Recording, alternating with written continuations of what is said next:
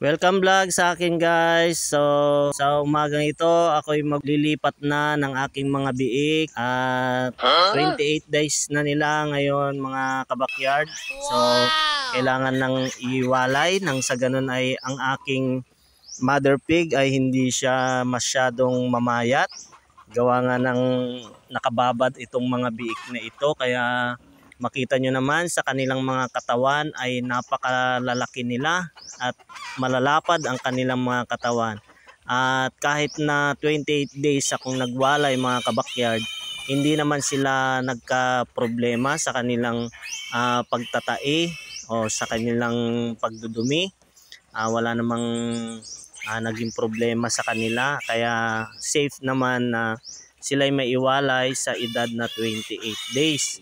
At ganun pa man ay meron akong nakasuporta sa kanila na magsisilbing anti-scoring na inihahalo sa kanilang inumin upang sa ganun ay hanggang sa makuha sila ng bagong tagapag-alaga ay maayos yung kanilang kondisyon.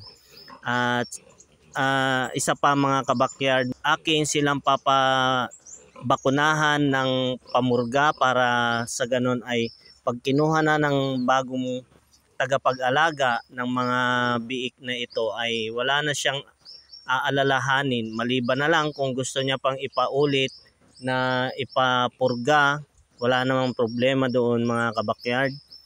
So yon, para na rin masanay na kumain ng solid na feeds itong ating mga biik, para sa ganun ay pag kinuha na sila ay sanay na silang kumain ng feeds.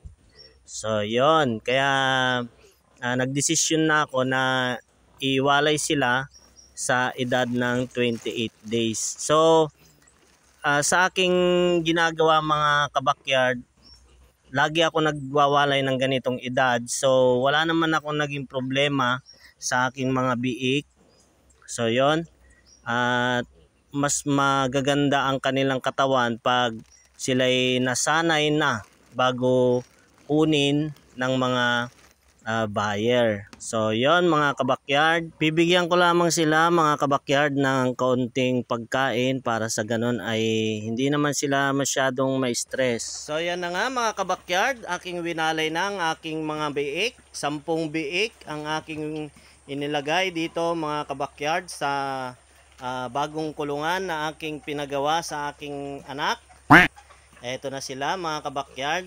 Kagaganda nilang tignan. Para sila'y ma-ready na sa pagkuha ng bagong tagapag-alaga ng aking mga biik. Dalian nyo nang kunin, baka ayan, kunin pa ng iba. Kung mapapansin nyo, merong marka yung dalawa sa likod. At yan yung aking gagawing inahin. Gusto nyo, kunin nyo na rin tong aking pang derby. So, walo lang ang aking i-dispose dito mga kabakyard sa aking mga biik. Yun lang naman kasi ang aming usapan. Yan, masaya naman sila sa kanilang bagong bahay mga kabakyard.